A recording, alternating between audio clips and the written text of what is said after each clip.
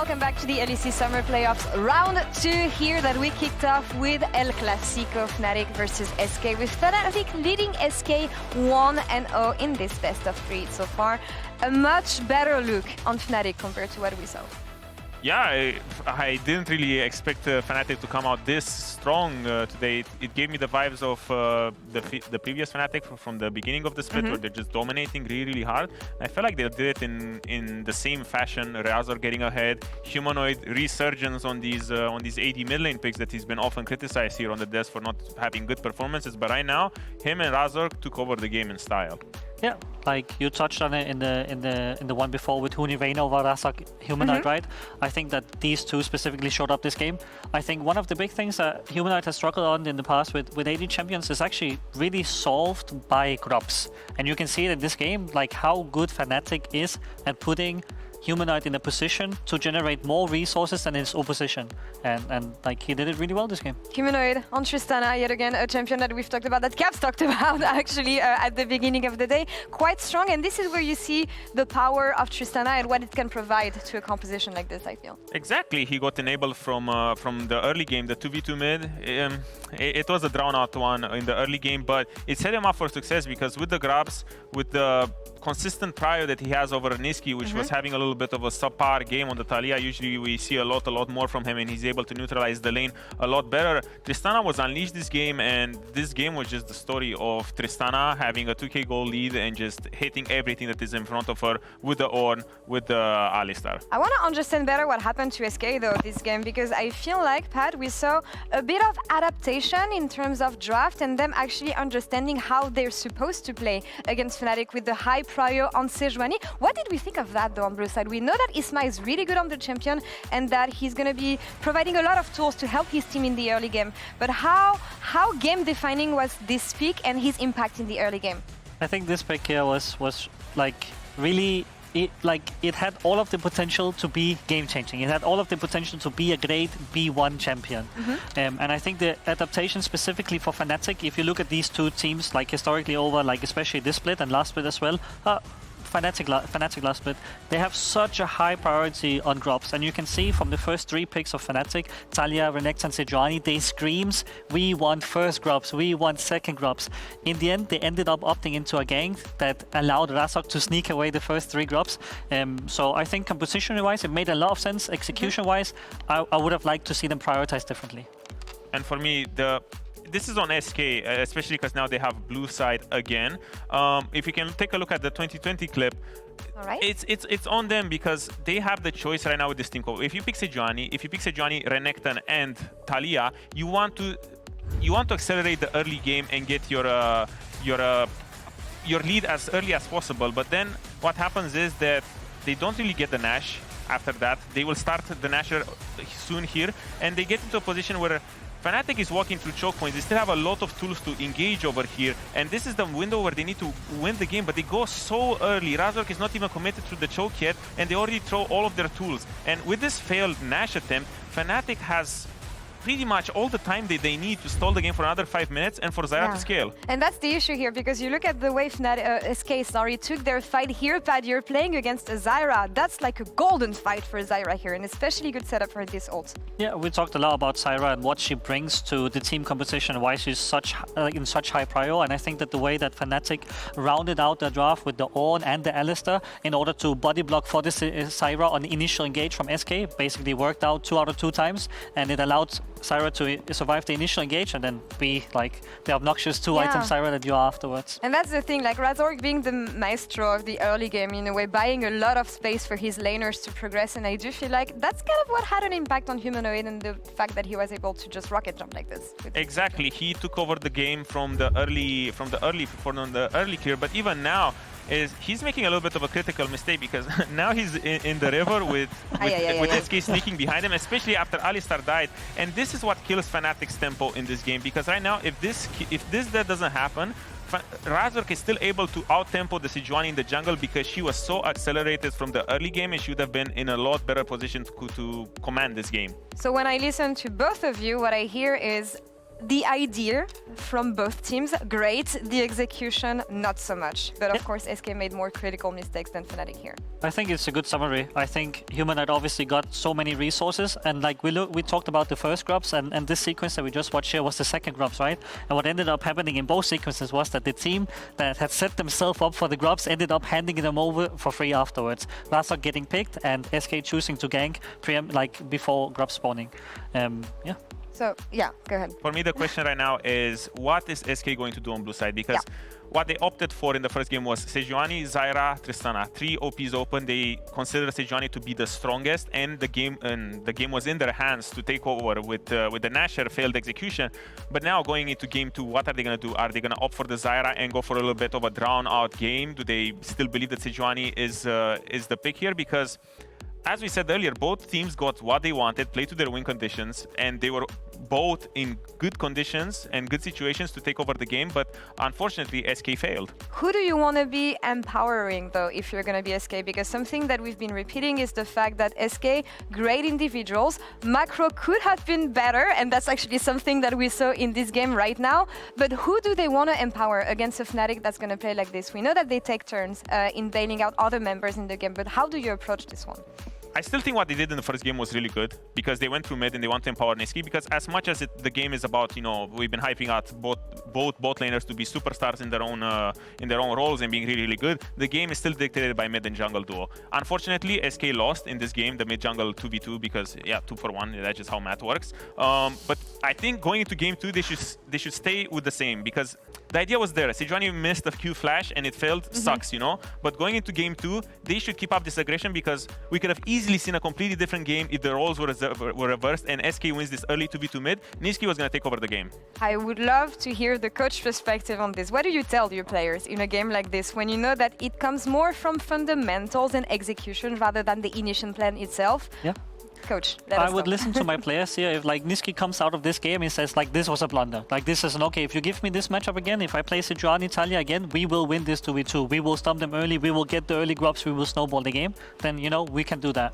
If you want to make an adaptation and Nisqy doesn't want to play his Taliyah after this particular game, you probably look to find a way to put him on the Tristana, right? Because historically this has not been the greatest matchup for him versus Marik. Marik is a really, really strong laner, but I think Tristana is so strong right now that if you put Nisqy on this champion, he will create so much space, he will take so much risk, and this champion is the best in the game for it. I love hearing you creating space and talking about creating space here. We'll come down on this a bit later. Last words on Fnatic, much better look than what we saw against MDK once again at the beginning of playoffs.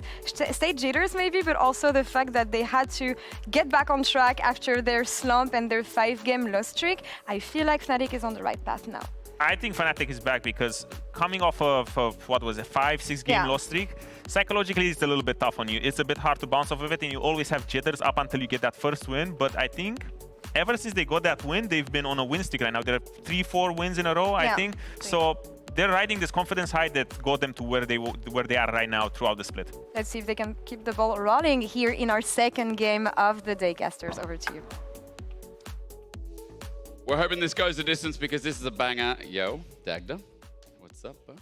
No, I don't know what we're doing anymore. Eragon, what's up? I'm very confused. Yeah, that's very good. We're so in sync. That's how this cast is going to go.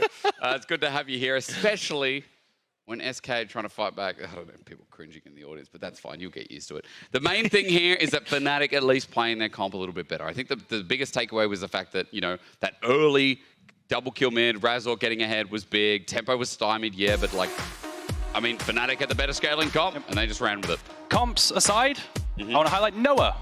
Nice. Really, really well played, and I don't know, man, this player, the second he gets a win under his belt, it feels like he just wins a series, wins a game. He plays so much better the subsequent games. It really feels that way. He just becomes so much more confident after yesterday's series where he popped off alongside Razork, in my opinion. I think he's been doing super well, especially today. Coming into this draft, though, I am curious what they want to try and look towards, because realistically, I think we heard Pat on the desk, get Tristana for yourselves in SK. I think it's the exact same story where you really need to try and set that one up for yourselves, because Humanoid just took over, and the Taliyah didn't really feel like an answer, and the Corki's already taken away. It feels like you have to go Tristana. And that's why the question is for that priority again, is it just going to be the Sejuani first, or do they shift gears I mean, we're waiting for that final ban to come through. Maybe Fnatic are thinking a little bit about it as well. There's no Corki for the trade thanks to blue side. Irrelevant gets a Gnar ban. They really respect this champion from him. But now we have to ask that question. Tristana, Sej, and this is adaptation from SK. Now, what do we see on the side of Humanoid? I think Humanoid's best champions into Tristana are Hui and Taliyah. And I think we could see the whole Sej-Taliyah thing again if they want to go down that route. There is also, I was looking at Humanoid solo queue match history. He has been playing a lot of MF mid into AD mid. So I am curious if this is made as a plan when he tries to bring it out, or maybe that's one for a little bit later that I've now spoiled. But I think it'd be interesting to see if they want to go down that route, because I do think you've got a good opportunity with a Sejuani, and also if you want to go for a little bit like Rahel or an Alistar for Jun, great setup for something along those lines. But we're going to have to hold our breath just for the moment to see what they're going to go for.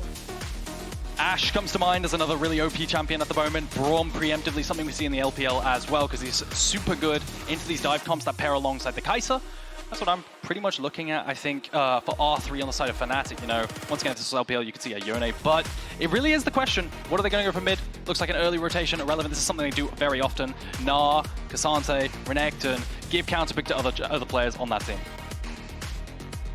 Yeah, I'm only so-so on the Renekton pick, though. I think you are getting a lead for Oscarinin, but I much prefer when Irrelevant's in to have more of an impact towards those later portions of the game. But I don't feel like you really get a chance to do that as much on Renekton, but we'll have to see exactly what the game plan is. You can see Humanoid smiling. He did play Kai'Sa at the EWC, so I think it's a little bit of a shout out there, but I don't think that's what we're going to get for Nisqy here. I think you get topside here. Isma could go to Nidalee. You could get Brand or whatever. There it is. There's the lock-in, and there's the Taliyah Sejuani. Let's see if they can play the mirror matchup well. Yeah, let's see. I mean, again, there's been criticism about Sejuani Taliyah pairings. A bit globally for now. There's been criticism about Nidalee globally as well. And we asked ourselves the other day, like, wait, Isma playing Nidalee? That was against Team Heretics. A very different beast against Fnatic when you can get punished for it. And now SK again, maybe putting a bit of timer on themselves as they start running a very skirmish-heavy drive. Yeah, I'm looking at picks for Oscarinin into the Renekton at the moment. What comes to mind is K'Sante for frontline if you want to sack your lane a little bit.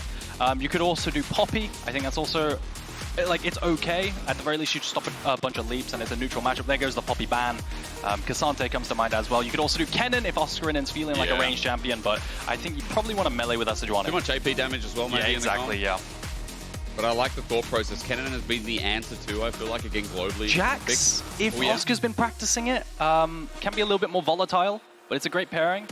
You don't want to go Camille, because that's just a really bad matchup, so...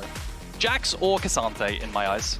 Oh, there's one off the table. Let's find out if it gets picked here and we leave supporter for counterpick.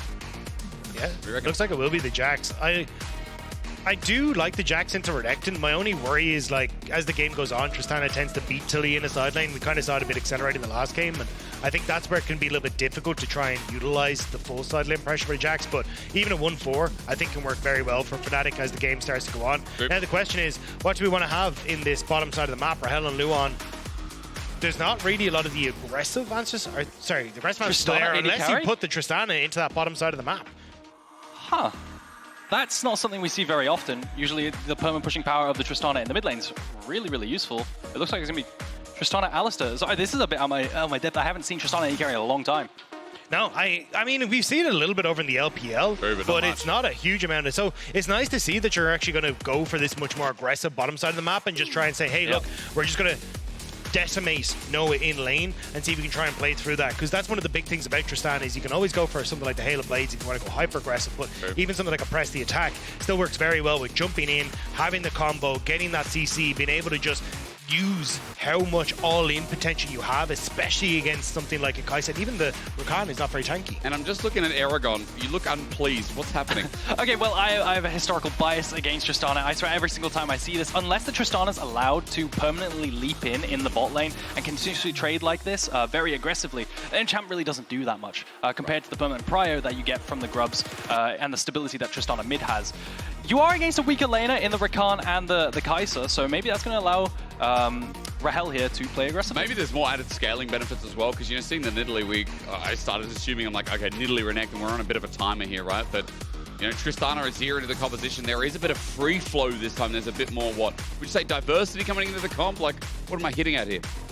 I think there's just a huge amount of like all-in potential. Like if you end up hitting a stun, a Nidalee spear, the follow-up with a Tristana, like you can very quickly burst someone, and then you're kind of hoping that you have that Azir for the follow-up consistent damage over the course of the rest of the fight. Yeah, I'm trying to summarize this in my head, but I'm just looking at volatility all across the map. You have Nidalee Renekton duo, you have Sejuani Jax duo, but then in mid lane you have a lot of trading with the Taliyah into the Azir as well. And then bot lane is a matchup where Tristana can leap in off cooldown to continuously trade too. So across the map, especially top side, with that grub prior around 5 minutes in, it's going to be a bloodbath, I think. Well, we're looking forward to SK, see how they bring it again with some adaptation. I mean, Isma brought this against Team Heretics, but Razork and Fnatic are a very different beast. Going into game number 2, this is such a fast track. I said it last playoffs, I'll say it every playoffs. This top round is a big fast track to the 4th round, to the BO5s. The winner receives, and to the winner of BDS and G2, they wait. But remember, if you're a master of the Rift, and if you never want to miss a game, Santander is here for you. Well, it's here to reward you, actually, just like Dagda was yesterday. You can head over to santandergaming.com to win weekly and monthly rewards like Hextech chests and skins. This week's code is KDA30. And Dagda, no code for you today, or is it just the same thing? No, still my KDA in general. Okay, it's still good. Every time I touch the How Rift, did you maintain just- that? 24 hours later, still going.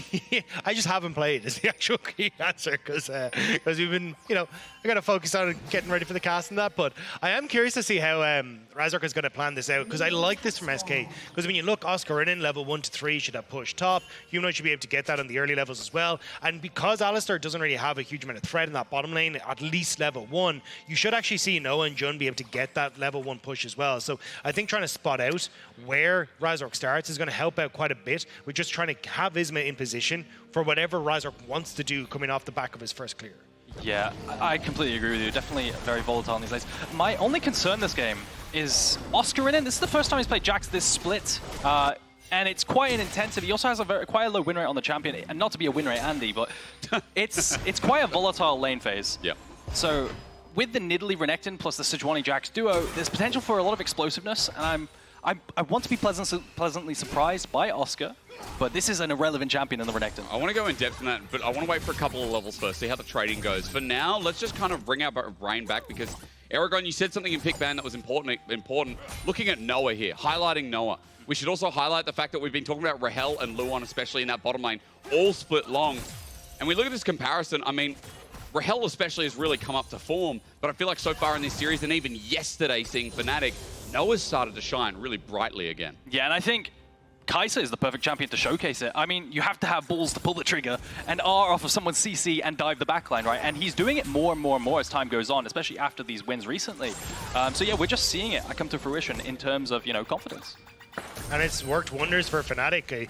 I think the fact that they kind of use him as this late game insurance is a really cool way of approaching the AD carry role. Yeah. Because oftentimes it's much more about, hey, we want to leave Noah in the early stages, kind of free farming, getting solo XP, so then he can be accelerated into the game and then use him when it gets towards the kind of mid to late game team fights versus trying to use him for something early like Void Grub. So yeah. I think it's definitely given an identity to Noah, which is the kind of like the sleeping bear, where you just wait for him to come online that little bit later and suddenly he's popping off and just mauling his way through team fights.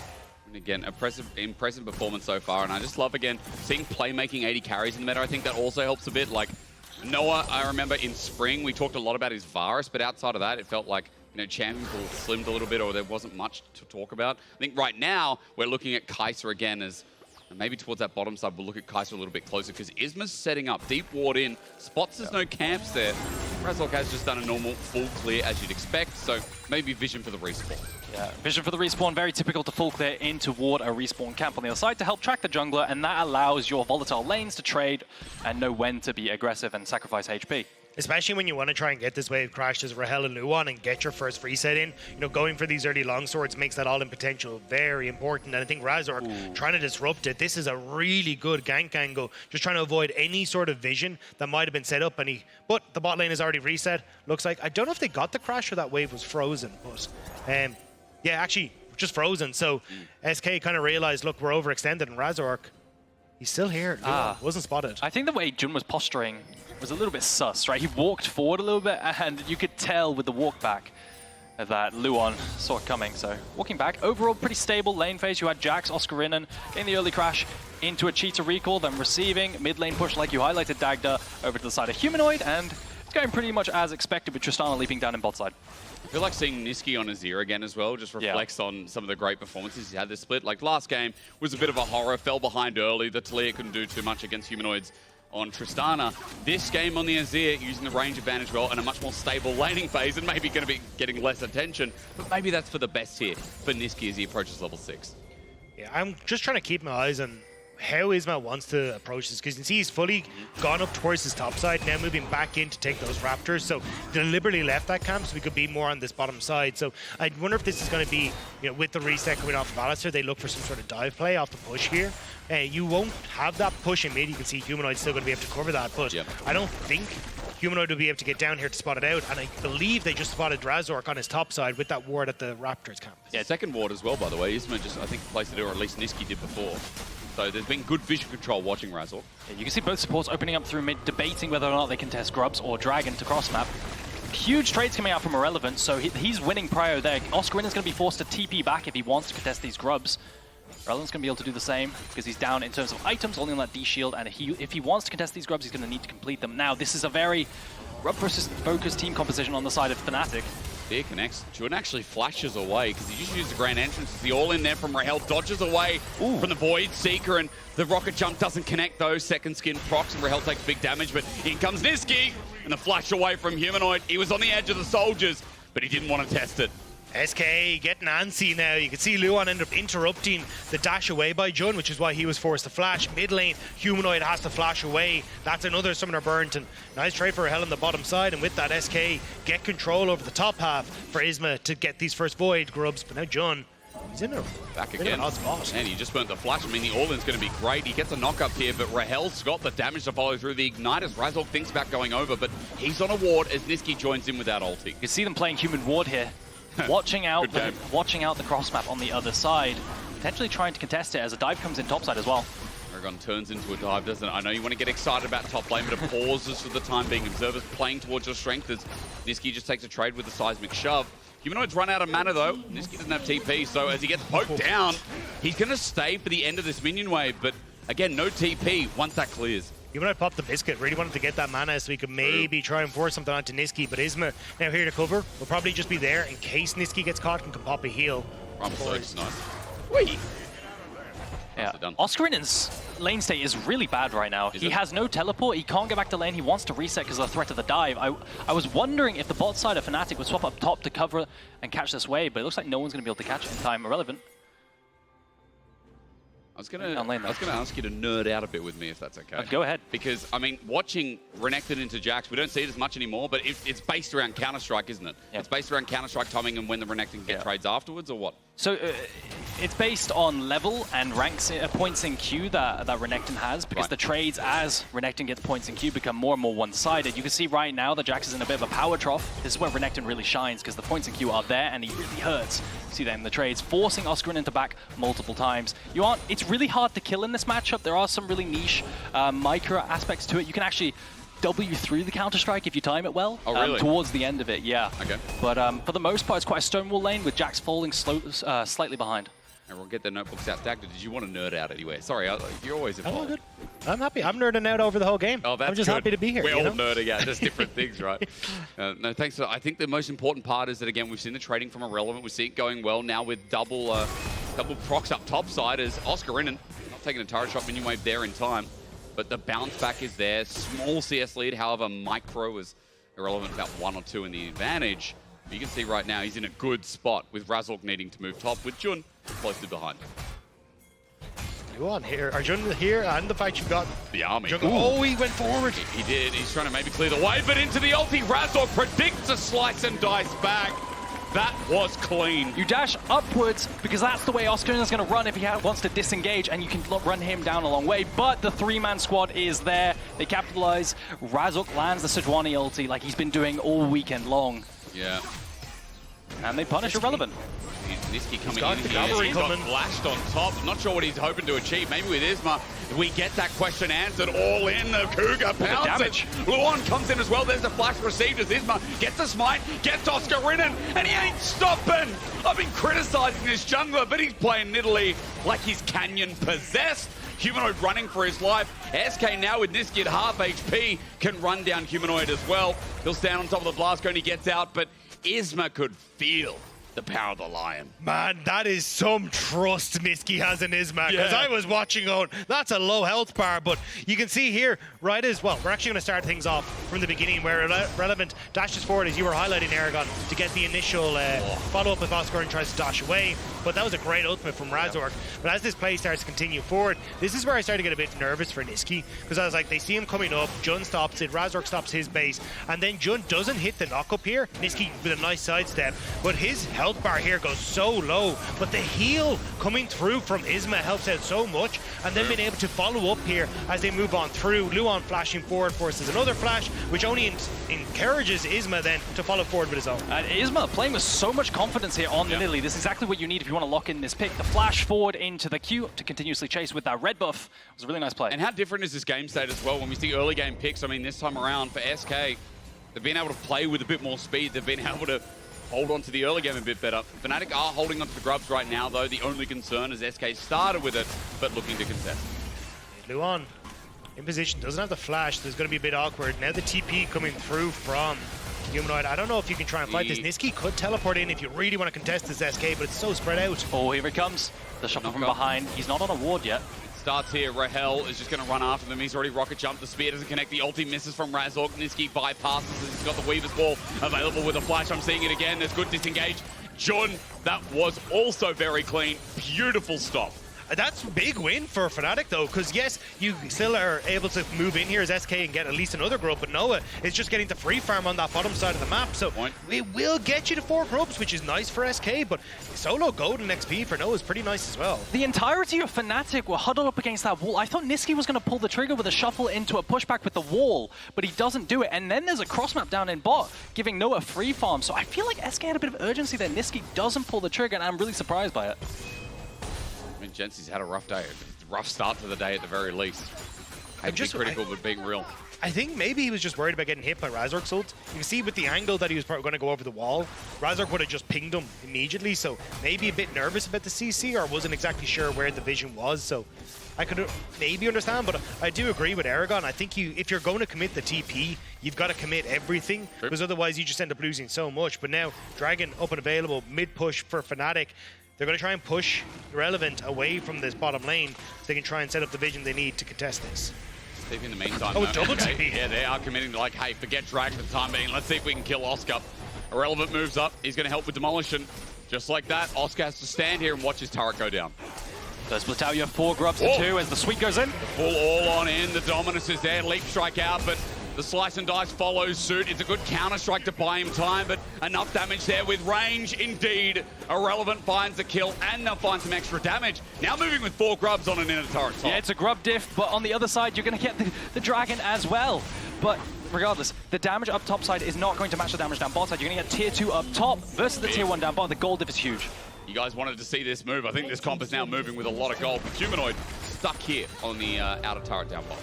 He's still going to get some plates for himself because you kind of abandoned it as SK to get up towards that top side, but shouldn't be able to take it, which is basically what SK are banking on. So we'll be able to move in towards bot side. You've already got Rahel opening up in mid, which should create a numbers advantage potentially on this bottom side to try and put pressure on towards this outer turret for Fnatic as well. I think this is a really hard Jax game by now. You have 4 auto attackers on the enemy team, so in theory it's really, really nice, but you're so far behind that if you ever leap in, you can just get headbutted away by Alistar, you can get pulverized, you can get buster shotted away, the same with the wall from Azir, so from behind, Oscarinin might struggle a little bit now. I think trying to see if they can cover this potential play we're talking about on the bottom side. There's Jun and Razork moving in. Aggressive move from Jun. I don't know if you want to try and overextend for this. You can see where Rahel is, but Humanoid in position as well. It's a sandwich, and I'm not talking about one of the toasties that I make exceptionally well. The knockback is there, and a good seismic shove. Nisqy has to flash away, but under turret Razork has taken a bit of a chunk. Half HP as Jun, also at the same health bar, but Fnatic have an extra member. They've got the push on their side. Yeah, Pig's coming down on Rift Trail now in response. Irrelevant has push as well, so SK, they're going to lose this bot lane tower, but not for free. You can see Rahel wasn't really sure what he's supposed to be doing there. Left mid, moved over to take red buff. Wasn't sure if she should have come down onto the bottom side to help out, or if he wanted to, well, take red and then move back mid. But at least that mid push that he secured will guarantee this Rift Herald. In theory, Razork a little bit late to the party. We'll have to flash back out. I mean, I love the attempt. I'm not going to lie. I don't care that he flashed, or maybe he should, but at least that influences meters. Herald's going to be dropped immediately by Isma. 3 members of SK looking to open up the outer turret. Jun is stopping that, and Razork now flies on over, remembering that his ult is available, but the flash is not. Charge comes through. It's not enough in the end. They're still trying to greed for it a little bit, but that's going to have to come later. I don't feel like there's a huge amount at the moment, though, that Fnatic can really answer with, is the biggest problem. You're kind of having SK where you've got Irrelevant in a position where he's quite strong. He's able to continue push. You've got Nisqy, who's totally fine to try and keep pressure on these sides, especially with where Luon's been positioned and just roaming off of Rahel's push mid to bot side. So it's kind of difficult for Fnatic to really find anything to set themselves up for a play. I just love, by the way, if no one caught that, Noah paying homage to his old team. Flashing the KT logo. Oh, yeah? Yeah. Laure would sympathize with that, I guess.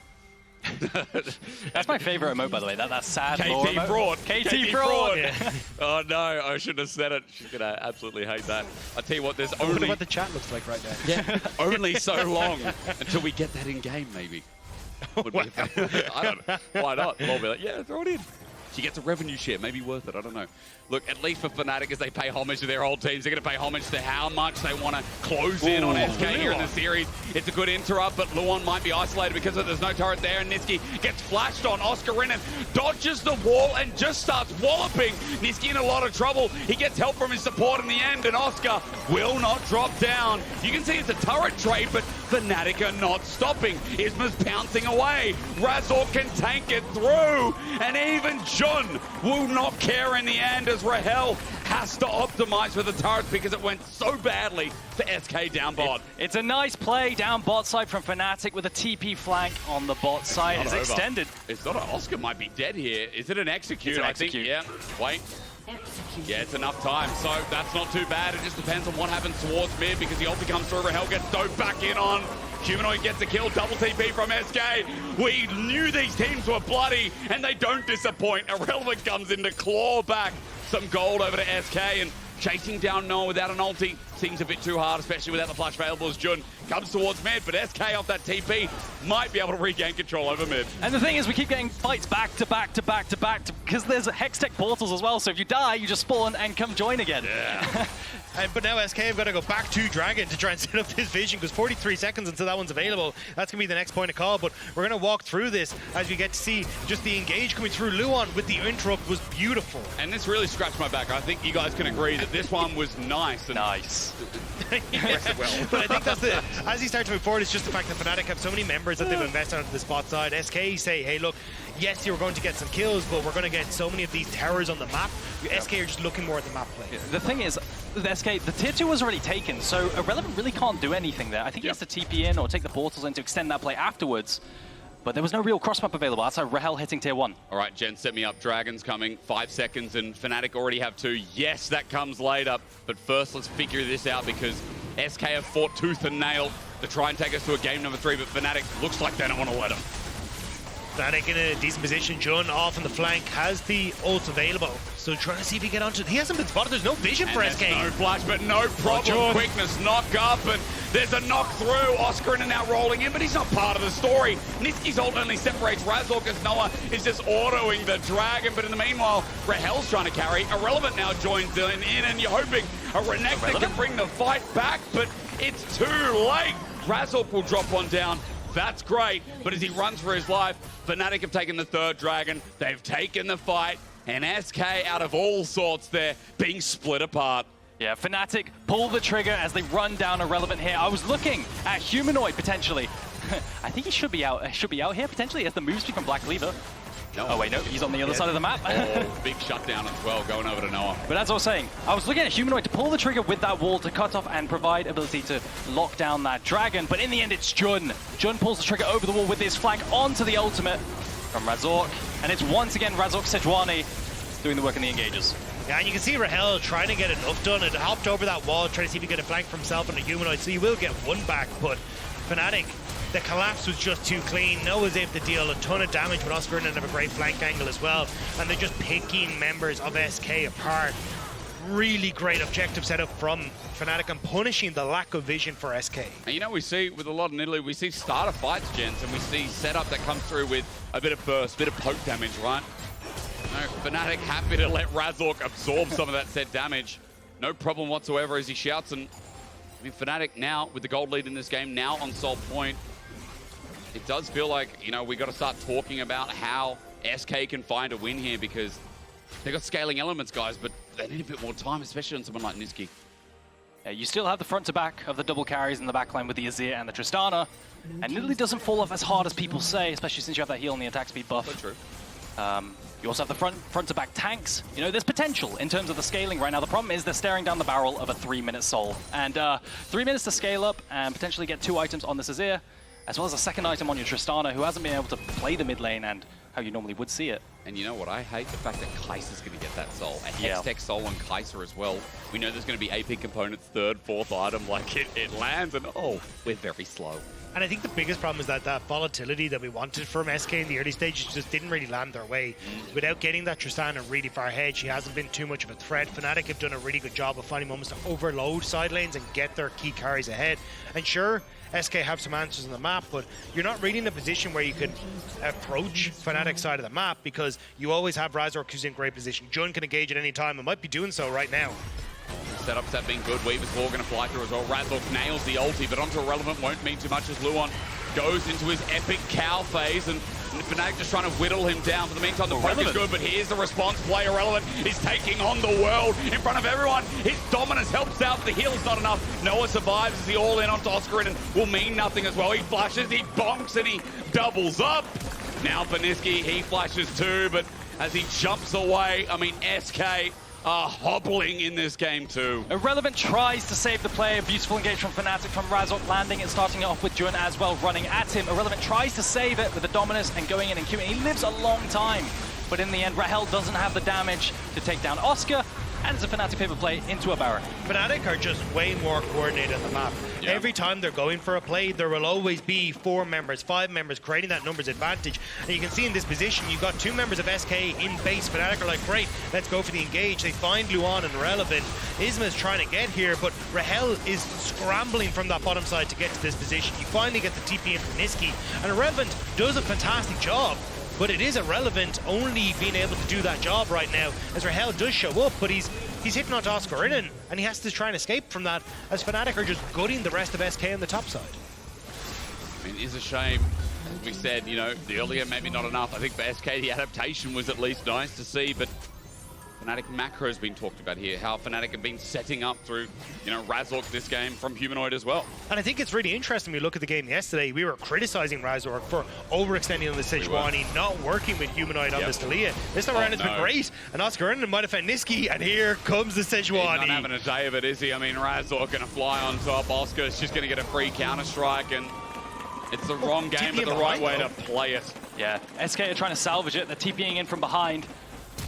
Trying for Noah, Rahel flashes on top. They are desperate here, SK, as the ulti at least slows down in the AoE. Jun is behind, quickness comes through. They're going to take a mismatch fight until Humanoid flies on in. He just deletes Rahel, and Fnatic now get to play a front to back. This crocodile is going back to the zoo. Noah's cleaning house, and man, we had this big discussion over Rahel and Luon, but Noah and Jun were here first. I think it's Crocodile done. There is no D in this one. Fnatic are absolutely tearing through everyone in SK. SK tried desperately to make something happen when they saw Fnatic on that bottom side, but again, the collapse is too strong. Oscarinin now in a great spot to keep on pushing. They'll get the last of these outer turrets down as these waves start to collapse on through. And even you can see where Noah is. He's just picking up a free soul. Yeah, it does feel like SK, they don't have a clear plan, and everything they do is in response to try and save a play or panic to try and, you know, TP flank from behind rather than do something clear-cut. It feels really hard to play side lanes right now because you're facing globals on the side of Kai'Sa as well as the Taliyah, as well as Hextech portals to answer the side. So this is all they can come up with, and it's really rough. It is. I mean, again, we've got high expectations of SK, but Fnatic, again, you could say they're higher.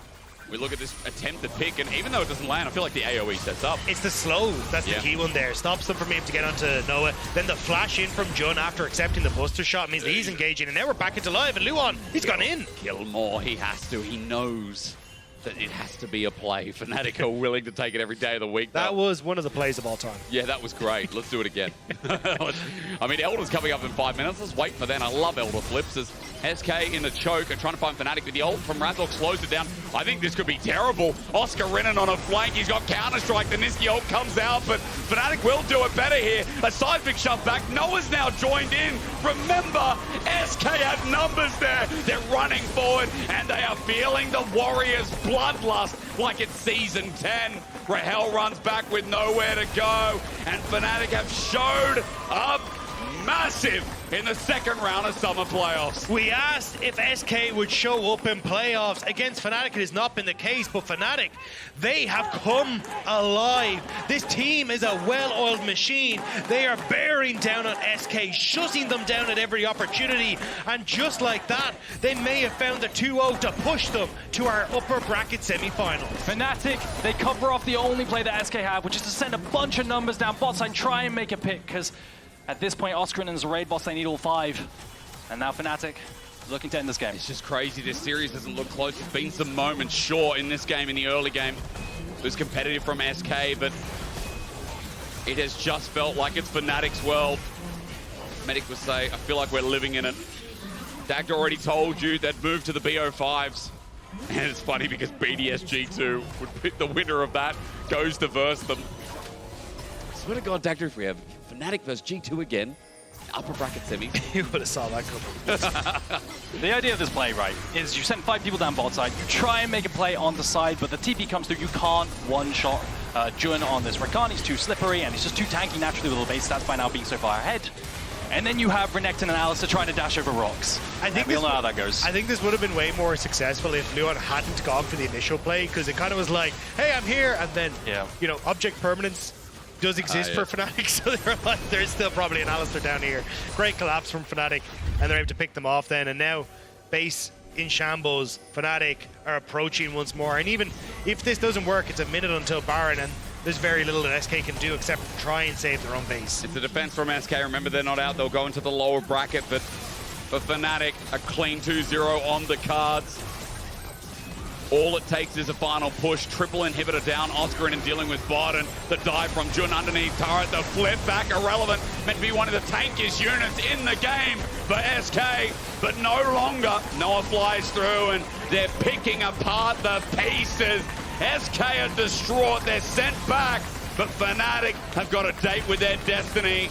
Yeah, they're already in season finals, we know, but they want to go further. The road to the championship. Fnatic is calling you. And this is what happens when Fnatic have confidence. Humanoid, Noah, they put the team on their backs alongside Razork with those engages on Sejuani. And it's beautiful to see. Yeah, Fnatic were absolutely incredible in this game. The fact that they're able to consistently find these moments to outplay SK on the map, find those number advantages.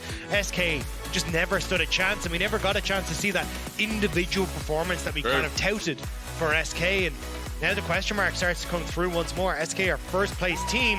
Can they find success in playoffs? Well, you can vote for your key player of the series at LEC on X. Either way, is it Razork, Humanoid, or Noah?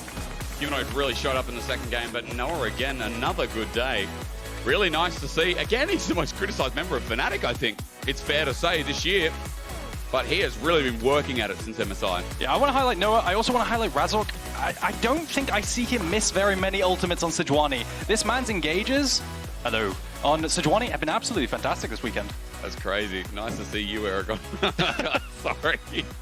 It's been a strange day. It's been strange because SK, I'm a little unhappy because I feel like we could have seen more. I feel like the series could have delivered a little bit more. but also to its credit, I think a lot of what Fnatic showed up and a lot of their macro that we complimented kind of shut out SK from decision making. Yeah, I think the big thing is to try and see SK bounce back from this one in the same way we just saw Fnatic bounce back. Because we were looking at Fnatic saying, hey, look, they've lost a couple games in a row. The first 2 games yesterday didn't look so hot, but it feels like Fnatic is now back in full swing. And now I'm very excited to see what they can do. But it's gonna be a little bit before we get to see them again now because they're just winning, you know? It's a tough life. Suffering from success, yeah. Really rough, isn't it? I mean, again, BDS G2, the winner of the next series tonight, that's what they have to wait for. And then we'll go into the lower bracket after that and move our way up. It's interesting. Again, BO5s await them. I'm excited to see who Fnatic has the first. But ladies and gentlemen, Genie is now standing by with Humanoid in the Marriott Bonvoy post-game check-in. Thank you so much, guys. Welcome, everyone, to the interview. We have Humanoid from Fnatic after a dominant win against SK. I want to start it off with saying congratulations. You guys have looked a little shaky since your loss against G2. So what brought it back mentally? I mean, I think this was the first day where we all played well since a long time. So I'm pretty happy. I'm not sure why we played so bad, but I think from now it's just gonna go only up. I would hope so, because you guys have another best of 5 coming up, but we'll get into that later. I want to start off in terms of Noah, particularly having a conversation with him heading into this game saying, actually, no, I am the better bot lane than SK. Is that something that you believe in now, considering how good of a performance he's had? I mean, of course, they stomped bot pretty hard, so there's no question. Mid lane for you as well went really well this time around this game with the Tristana pick, but also the Taliyah pick. Talk us through particularly the Tristana. It felt like it was a very heavy priority for both of the teams. First pick from your side, first pick from their side. What's the philosophy behind it? Well, I mean, the AP junglers now are pretty strong, so playing an AD mate is really valuable. And Tristana is just an OP champion. She can farm really fast, and she has push in every single matchup. So yeah, I mean, the only other champion you can play other than that is Corki. So they are just kind of OP, these 2 champs. Not a Corki enjoyer yourself? Do you rather stick with the Tristana? I like Corki. I mean, it just depends on the day, you know, what I feel like playing. All right, well, today it looks like it was a Tristana and Taliyah game. I want to talk about, especially when it comes to the AP junglers as well, we do see a heavy emphasis for them. Nidalee particularly, what is your take on this? Because we're seeing SK pick out the Nidalee, but it didn't feel like it necessarily had the impact on the early game that we were looking it to have. I mean, I think Nidalee is really strong because the heal in late game is really OP. You just negate every single poke in the game, and it gives so much attack speed for your AD carry. So I think it also scales pretty well these days, not like before where it scales really bad. Yeah, I mean, I think that it's really hard champion to play, so maybe European teams don't have to play it, but yeah. Hansitive. Let's talk about the future, particularly the game that you have coming up. It's going to be a best of 5, and it will be against the winner of BDS or G2. Do you have a particular opponent you want to head up against? I mean, it's going to be G2. Like, let's be real. Okay. Right? So it's just going to be the good old Fnatic against G2. It's going to be fun. Is it going to be fun for you or for them? Or for the viewer? We'll find out. Okay, I guess we're going to have to wait and find out. Thank you so much for the interview. I do appreciate it. Thank you. Once again, congratulations on your win. We're ready to head over to the analyst desk. So, Laure, please do take it away. Oh, it's a break. Never mind. Bye, guys.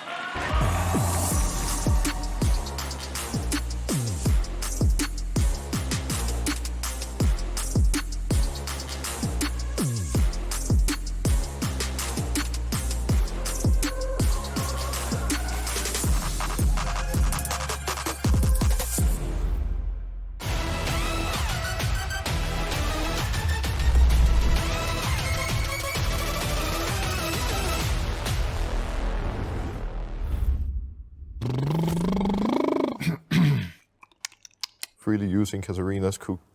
Kindred cautiously cooked Kit Kat cupcake. Kindred cautiously cooked Kit Kat cupcake.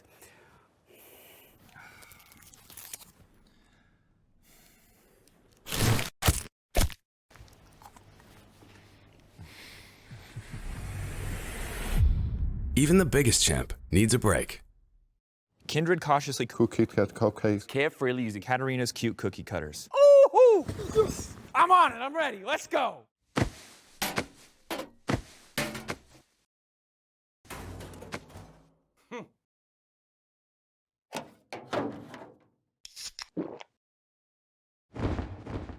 Red Bull gives you wings.